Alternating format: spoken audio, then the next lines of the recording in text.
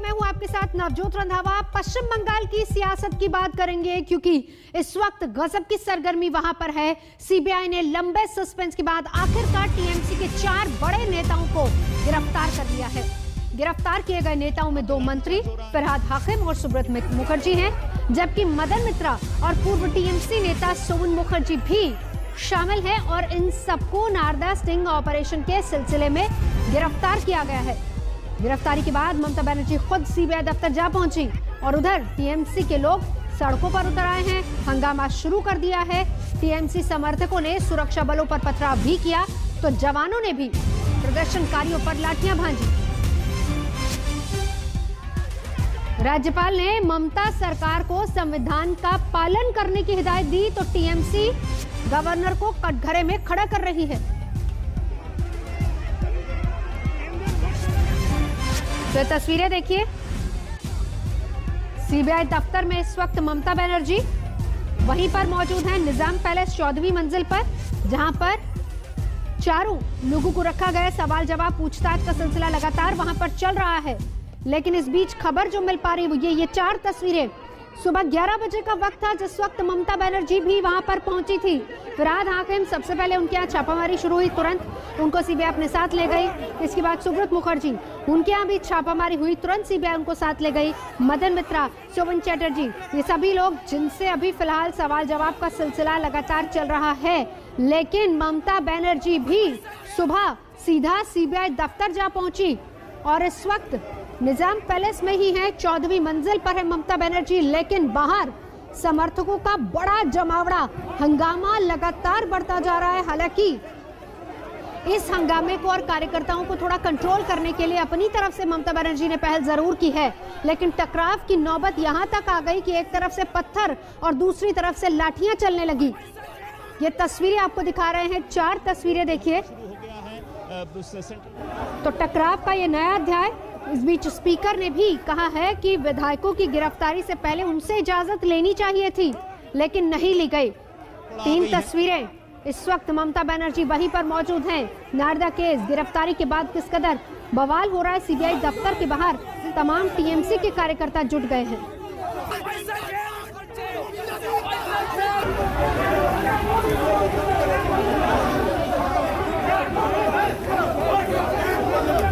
तो तस्वीरें आपको दिखा रहे हैं मंत्रियों की गिरफ्तारी के विरोध में तृणमूल कांग्रेस के तमाम कार्यकर्ता सीबीआई दफ्तर के बाहर मौजूद हैं। हालात इस कदर बेकाबू हो गए कि सेंट्रल फोर्सेस को भी वहां बल प्रयोग करना पड़ा, क्योंकि दूसरी तरफ से लगातार पत्थरबाजी हो रही थी तो लाठी चार्ज भी वहां पर हुआ। नारदा स्टिंग मामला, सीबीआई का एक्शन, टीएमसी के 2 मंत्री, 1 विधायक अरेस्ट, सीबीआई दफ्तर के बाहर लगातार विरोध प्रदर्शन। ये तीनों तस्वीरें जो आपको दिखा रहे हैं। बंगाल की राजनीति एक बार फिर से गर्मा गई है, क्योंकि मंत्रियों की गिरफ्तारी के विरोध में तृणमूल कांग्रेस के तमाम कार्यकर्ता सीबीआई दफ्तर के बाहर हैं। अनुपम मेरे साथ इस वक्त जुड़ चुके हैं। अनुपम, अभी का अपडेट क्या चल रहा है वहां पर? ममता बनर्जी के अगले कदम पर सबकी नजर है। जी बिल्कुल नवजोत, इस वक्त मैं आपको मुख्य द्वार का जो नज़ारा है वो दिखा रहा हूँ। यहाँ पर कई तरह की बैरिकेडिंग इस वक्त कर दी गई है। जो पथराव, जो हंगामा हुआ उसके बाद कोलकाता पुलिस एक्शन में आई है। कोलकाता पुलिस के जवान बाहर तैनात किए गए हैं, काफ़ी संख्या में फोर्स को डिप्लॉय किया गया है।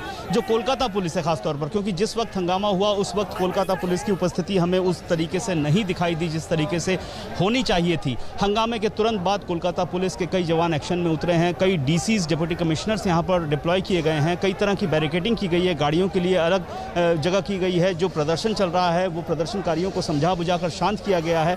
कोविड प्रोटोकॉल हालांकि नहीं माना जा रहा है। दूसरी ओर जो इमारत है जहां पर ममता बनर्जी खुद इस वक्त धरना देकर बैठी हुई हैं, सीबीआई दफ्तर में 14वें तल्ले पर जो डीआईजी सीबीआई का ऑफिस है उसके ठीक बाहर ममता बनर्जी इस वक्त मौजूद हैं, अभी तक वहां पर हैं। सुबह 11 बजे के आसपास ममता बनर्जी वहां घुसी थी और तब से ममता बनर्जी वहीं बैठी हुई हैं। तो फिलहाल की स्थिति यही है, जो स्थिति 3 घंटे पहले तक थी उसमें कुछ खास बदलाव नहीं आया है। हालांकि जगह जगह टीएमसी कार्यकर्ताओं का हंगामा जरूर शुरू हो गया है, विरोध प्रदर्शन जरूर शुरू हुआ है और सीबीआई दफ्तर के बाहर गेट तोड़ने की कोशिश हुई, पथराव हुआ, सेंट्रल फोर्सेस ने भी लाठियां भाजी। लेकिन इस वक्त स्थिति थोड़ी काबू में है, हालांकि तनावपूर्ण जरूर है।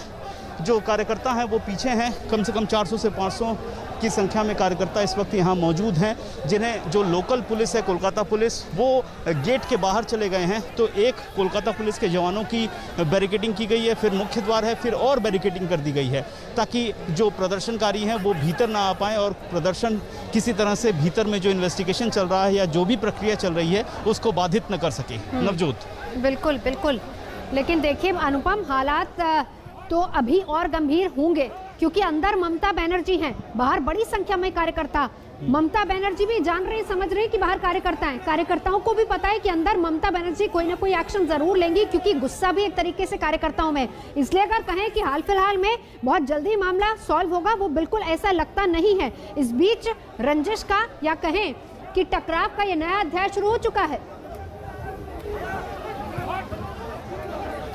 जी नवजोत, बिल्कुल, क्योंकि जिस तरीके से टीएमसी से देख रही है वो पूरी तरह से बदले की कार्रवाई के तौर पर देख रही है और उसी का नतीजा है जो पीछे इतनी बड़ी संख्या में टीएमसी कार्यकर्ता यहाँ पर मौजूद हैं। दरअसल बात साफ है, जब राज्य की मुख्यमंत्री खुद ममता बनर्जी धरने पर आकर बैठ गई हों सीबीआई दफ्तर में, तो कार्यकर्ता घर में नहीं रह सकते हैं। ये बेहद लाजमी सी बात है और वही इस वक्त पूरे बंगाल में हो रहा है। और सीबीआई दफ्तर के बाहर तो नज़ारा ही कुछ ऐसा है कि टीएमसी कार्यकर्ता लगभग 400 से 500 की संख्या में इस वक्त यहाँ पर मौजूद हैं, जो बाहर लगातार नारेबाजी कर रहे हैं। और ये जो हंगामा या टकराव की नई स्थिति पैदा हुई है, ये जल्दी सुलझने वाली नहीं है जहां तक अभी पता चल रहा है, क्योंकि लगातार ममता बनर्जी धरने पर बैठी हुई है। सीबीआई दफ्तर में जो चार्जशीट पेश की जानी थी, चारों को कोर्ट में पेश किया जाना था, वो भी अब तक नहीं हो पाया है।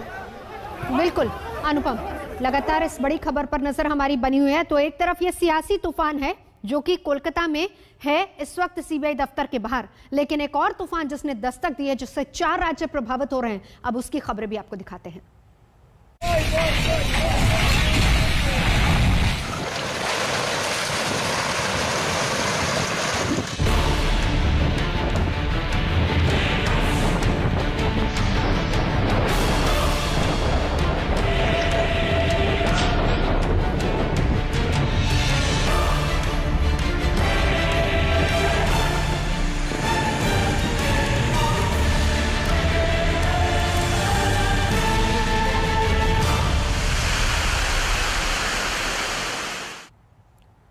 तो ताउते तूफान को लेकर राज्यों में अलर्ट जारी कर दिया गया, लेकिन इस वक्त मुंबई पर सबसे ज्यादा कोहराम है।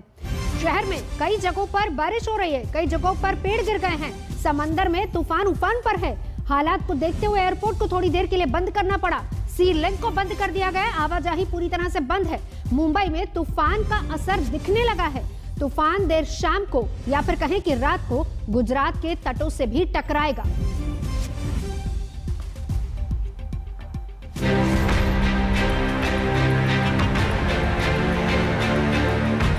समंदर में तूफान मचा है, सब कुछ निगलने को मचल रही है समंदर की लहरें। ताउते तूफान का असर मुंबई में दिखने लगा है। देखिए कि किस तरह से तेजी से मुंबई में हवा चल रही है। गेटवे ऑफ इंडिया मुंबई के दृश्य आपको दिखा रहे हैं और बाकी शहरों में भी जो मुंबई के बाकी हिस्से हैं वहां पर भी इतनी तेज हवा चल रही है। कई जगहों पर पेड़ गिरने के जो इंसिडेंट्स है वो सामने आ रहे हैं। अरब सागर में उठा ताउते तूफान गुजरात तो शाम को पहुंचेगा, लेकिन मुंबई में उसका ट्रेलर सुबह से दिखने लगा है। गेटवे ऑफ इंडिया की इस तस्वीर को देखिए, किस तरह समंदर की लहरें तांडव कर रही हैं। यहाँ पर आप कह सकते हैं कि पीक जो है तूफान का वो मुंबई में शुरू हो चुका है और बहुत ज्यादा पानी जो है वो समंदर से आप रास्ते पर आ रहा है। तो ये आप कह सकते हैं कि जो खतरा है वो इस वक्त मुंबई के लिए कुछ घंटों में काफी ज्यादा होने वाला है, क्योंकि ये जो हवा चल रही है इससे जो पुराने घर होंगे मुंबई में ओल्ड सिटी में उनको काफी ज्यादा नुकसान पहुंच सकता है। साथ ही साथ जो फील्ड हॉस्पिटल्स खुले मैदान में बनाए गए हैं मुंबई में, उनके लिए भी एक दिक्कत का यहाँ पर एक सबब हो सकता है। समंदर में शोर तो आसमान पर काले घने डरावने बादल। मुंबई वालों की सुबह आंखें खुली तो शहर को पानी से तरबतर पाया। हवाओं की रफ्तार ऐसी थी कि शहर के कई हिस्सों में मजबूत पेड़ जड़ से उखड़ गए। ये तस्वीर मुंबई के बांद्रा कार्टर रोड की, जहां रास्ते पर पेड़ गिर गया। मुंबई में सुबह सुबह 4 बजे बारिश शुरू हुई थी। रुक रुक कर कभी तेज तो कभी धीमी रफ्तार से ये सिलसिला देर तक चलता रहा। तेज बरसात जरूर हो रही है। तकरीबन जो साइक्लोन बताया जा रहा है वो तकरीबन 120 किलोमीटर, जो आई ऑफ द स्टॉर्म है वो 120 किलोमीटर दूर जा चुका है मुंबई से। लेकिन तेज बरसात देखिए वो इस रफ्तार से हो रही है कि जो निचले इलाके हैं वो पूरी तरीके से भर चुके हैं। काफ़ी ज़्यादा जो पानी है, अब लो टाइड जैसे जैसे होगा वैसे पानी निकलेगा, लेकिन इस वक्त आप देख लीजिए जो निचले इलाके हैं काफ़ी ज़्यादा इनंडेटेड हैं, पानी से भर गए हैं। आवाजाही जो है वो पूरी तरीके से रुक गई है।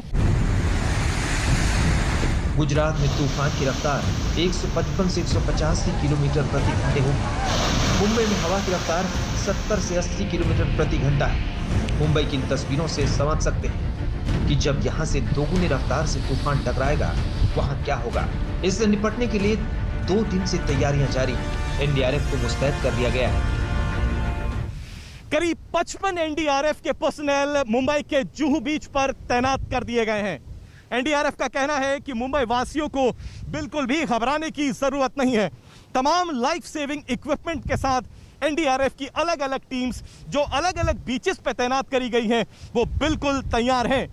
एनडीआरएफ का यह भी कहना है चाहे वो सिटी हो, चाहे वो सबर्ब हो, चाहे वो कोई भी हॉस्पिटल हो, जहां से भी उन्हें कॉल आएगा मदद के लिए वो तैयार रहेंगे।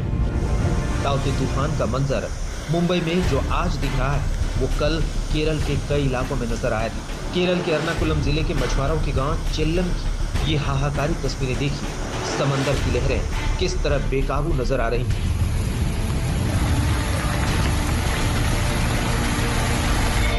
समंदर के किनारे बने मछुआरों के ठिकाने लहरों के प्रचंड प्रहार से ध्वस्त हो गए।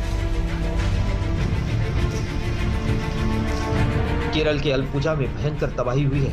यहाँ समंदर किनारे कई मकान ध्वस्त हो गए।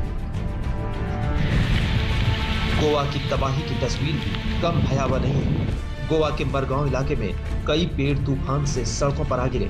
मोंटे हिल की ये सड़क एक अस्पताल की ओर जाती है, लेकिन कल पेड़ गिरने से रास्ता बंद हो गया। एनडीआरएफ ने काफी मशक्कत के बाद रास्ते को खुलवाया। इस वक्त हम पंजीम में मौजूद है और आप यहाँ पर देखिए साइक्लोन यहाँ से गुजर जाने के बाद की तस्वीरें। जहाँ देखोगे वहाँ पर आपको नजर आएगा कि किस तरीके से बड़े बड़े पेड़ यहाँ पर गिरे हुए हैं। ये देखिए यहाँ पर ये कितना बड़ा पेड़ है और ये जो है ये बस स्टॉप है और बस स्टॉप के ऊपर ये बड़ा सा पेड़ गिरा हुआ है। एर्नाकुलम केरल, मुंबई, गोवा, तूफान की तबाही की ये 3 राज्यों की तस्वीरें हैं। यहाँ ये ध्यान रखिए इन राज्यों से तूफान टकराया नहीं है, फिर भी यहाँ ये हाल है।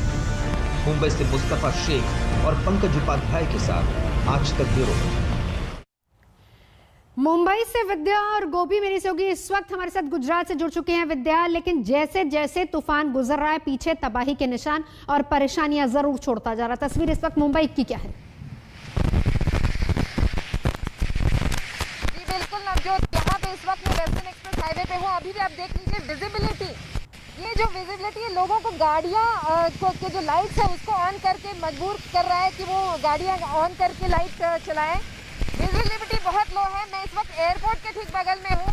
एयरपोर्ट पर भी कुछ इसी तरह के हालात होने की वजह से, तेज बरसात की वजह से पूरे के पूरे आप समझ लीजिए एयरपोर्ट अभी फिलहाल बंद है। कई सारे जो फ्लाइट्स हैं जो यहाँ आने वाली थी उन्हें डाइवर्ट कर दिया गया था। वहीं ये देखिए ये मिलन सबवे है। यहाँ मिलन सबवे के बाहर पेड़ गिरे हुए हैं। लोगों से जब मैंने बात की तो उनका यही कहना है कि उन्होंने कंप्लेंट दर्ज कर दिया है, लेकिन बीएमसी के अधिकारी अभी तक आए नहीं है। पेड़ गिरने की वजह से जो स्लाइड है वो पूरा टूट गया है, रेलिंग, साथ ही सबवे में भी पानी है जिसकी वजह से आवाजाही ठप पड़ गई है यहाँ पर। तो अलग अलग इलाके हैं जो लो लाइंग एरिया वहाँ पे तो खास से दिक्कतें हैं। लेकिन अगर आप इन हाईवेज की बात करें तो हाईवेज पर भी खासा मतलब जो ट्रैफिक है उसको धीरे धीरे मूव करना पड़ रहा है, क्योंकि लाइट्स ऑन करके वो धीरे धीरे मूव कर रहे हैं, क्योंकि विजिबिलिटी बहुत लो है। तेज बारिश हो रही है, बहुत तेज बारिश हो रही है। समझ लीजिए कि इस तेज बारिश में जो हम लोग जनरली जून जुलाई के महीने में देखते हैं वो तेज बरसात, ऐसी बरसात मुंबई में इस वक्त देखी जा सकती है नवजोत। बिल्कुल बिल्कुल गोपी, आपके पास आना चाहूंगी क्योंकि पीछे की तस्वीरें भी दिखाइए और खबर। अब देखिए, ये तबाही की तस्वीरें मुंबई की हैं, लेकिन गुजरात में शाम या फिर रात तक और तब वहां पर तेज हवाएं और बारिश हो सकती है। तैयारी कैसी वहां पर गोपी?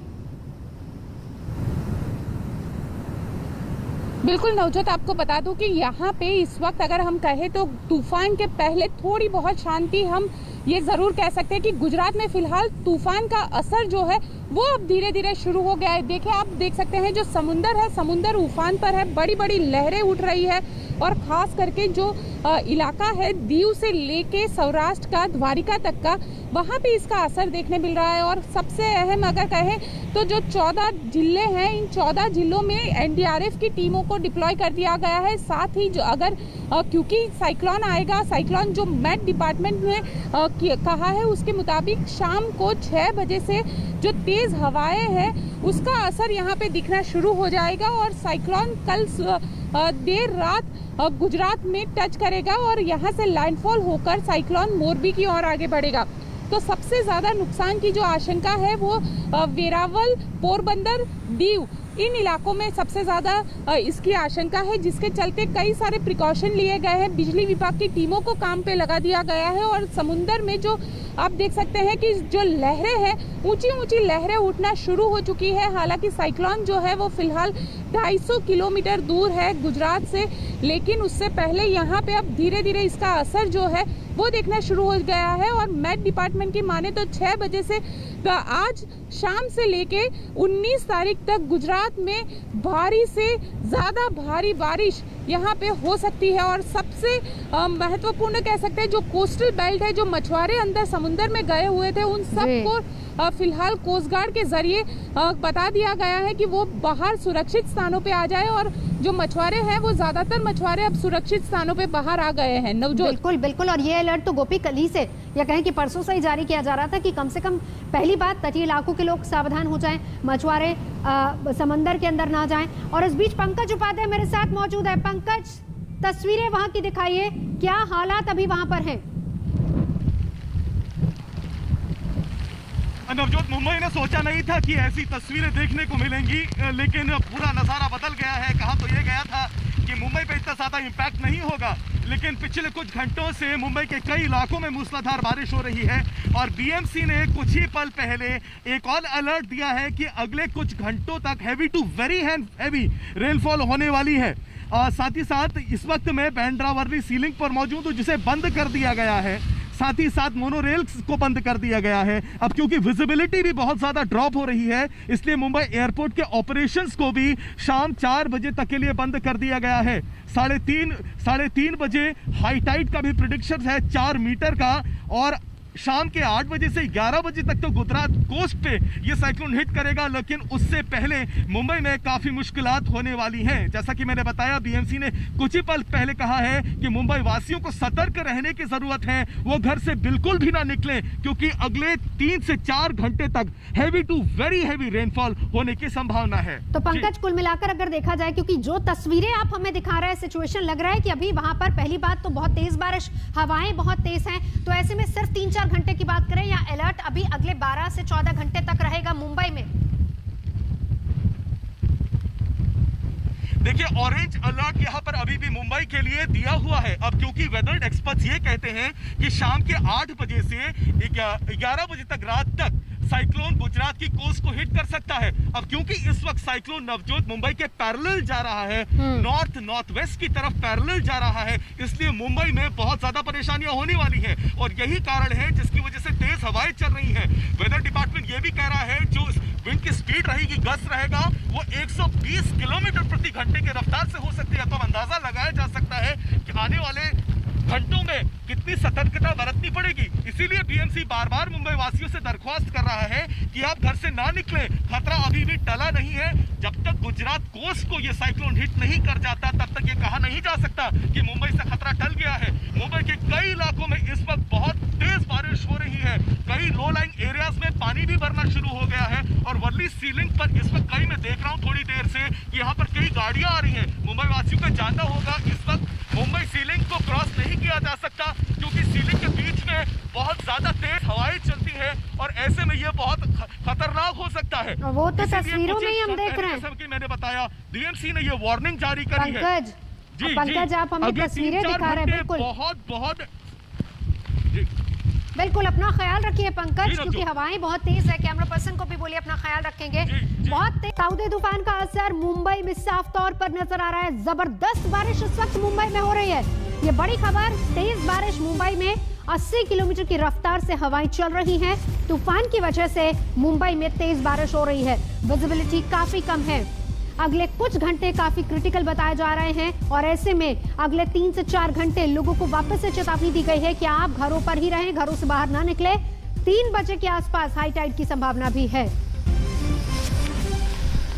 120 किलोमीटर प्रति घंटे की रफ्तार से हवाएं चल रही हैं और लोगों को कहा यही गया है कि आप अपने घरों में ही रहें। 3 बजे के आसपास या उसके बाद हाई टाइड की संभावना भी है। तो मुंबई एयरपोर्ट को फिलहाल 4 बजे तक के लिए बंद कर दिया गया है। सी लिंक को भी बंद किया गया है। आवाजाही पूरी तरह से बंद है। एनडीआरएफ की टीमें लगातार तैनात है।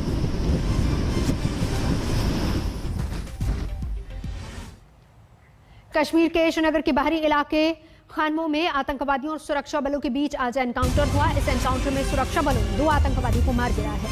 शहर के बाहरी इलाके में आतंकवादियों की मौजूदगी की खबर मिलने के बाद सुरक्षा बलों ने वहां पर घेराबंदी की। तलाशी अभियान अभी भी चल रहा है।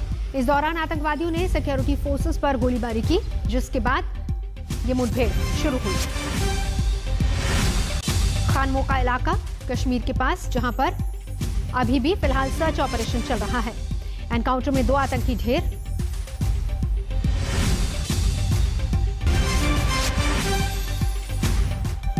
रुकेंगे एक ब्रेक के लिए। आज तक पर खबरों का सिलसिला जारी है। देखते रहिए आज तक।